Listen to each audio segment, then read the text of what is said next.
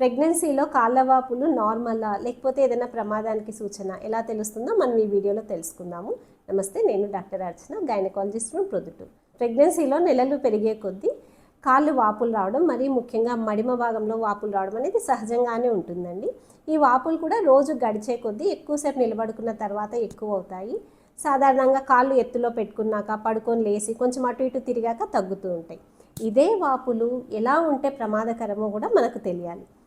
వాపులు సడన్గా ఎక్కువైనప్పుడు కాళ్ళ వాపులతో పాటు చేతులు, మొహము కూడా వాపు రావడము, ఏదైనా బీపీ ఎక్కువ ఉండడము, కాళ్ళ వాపులతో పాటు కొంచెం కళ్ళు తిరిగినట్టు అనిపించడము, కళ్ళు మసకగా అనిపించడము, తలనొప్పి కానీ ఉండడము, అలానే వాపులు రెండు కాళ్ళల్లో లేకుండా ఒక కాళ్ళలోనే ఉండి అది కూడా ముఖ్యంగా పెయిన్తో కూడుకొని ఉంటే మాత్రం వెంటనే మీరు డాక్టర్ని కన్సల్ట్ అవ్వాలండి.